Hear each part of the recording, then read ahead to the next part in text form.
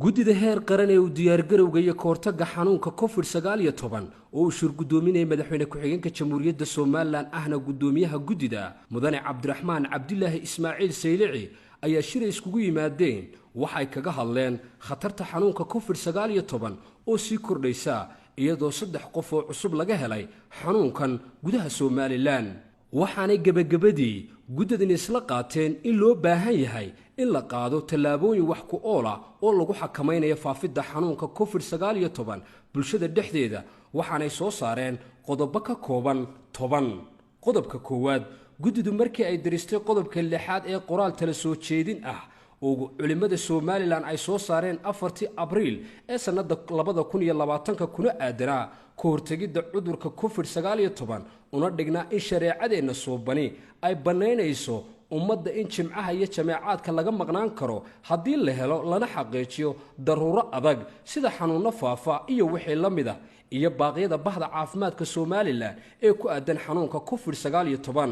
waxaanay guddidu bulshada Soomaaliland fareen inay masaajidada ka maqnaadaan muddo 4 toddobaad ah oo ka bilaabmaysa 15 bisha Abriil ee sanada 2020 ayna ku tukadaan guryahooda si looga bogsado faafidda xanuunka COVID-19 mu'addimiinta masaajidda waxa la farayaa inay eedaanka salaadaha ku daraan guryihiina ku tukada qodobka labaad waxa muddo 4 toddobaad oo ka bilaabmaysa 18 bisha Abriil ee sanada 2020 lagu daray waqtiyadii ay sii xidhnaan doonaan dhammaanba goobaha waxbarashada ee dalka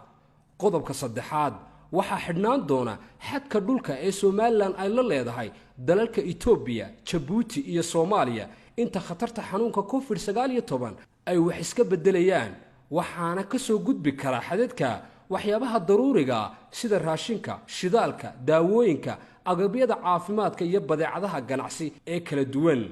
qodobka afraad dhammaanba marsooyinka Soomaaliland way xidhnaan doonaan marka laga reebo dekada berbera oo ay ka soo degi karaan waxyaabaha daruuriga ah sida raashinka, shidaalka, daawooyinka, agabyada caafimaadka iyo badeecadaha ganacsi ee kala duwan qodobka shanaad waxa la farayaa mulkiilayaasha iyo wadayaasha basaska dadweynaha adeegsadaan ee ka shaqeeya magaalooyinka waaweyn dhexdooda inay dhimaan kala bar 50% rakaabkii ay qaadi jireen laga bilaabo 15 bisha Abriil 2020 inta laga xaqiijinayo in xanuunka COVID-19 uu dalka ka baxay qaabka basasku ay dadku u qaadayaanna waxa uu noqonayaa baskii qaadi jiray 30 qof waxa loo ogol yahay inuu qaado 15 qof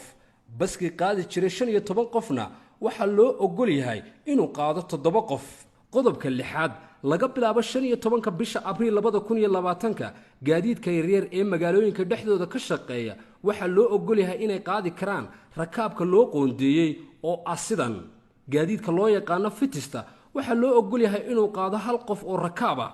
gaadiidka loo yaqaan probogoskana waxa loo ogol yahay inuu qaado 2 qof oo rakaab ah halka bajaajtana loo ogol yahay 1 qof oo rakaab ah qodobka 7aad laga bilaabo 15 bisha Abriil ee sanada 2020 dhammaanba basaskii qaadi jiray rakaabka ee u kala safri jiray gobolada dalka waxa la farayaa inay dhimaan kala bar 50% rakaabkii ay qaadi jireen inta laga xaqiijinayo xanuunka COVID-19 uu dalka ka baxay qaabka basasku ay u qaadi karaan rakaabkooduna waxa uu noqonayaa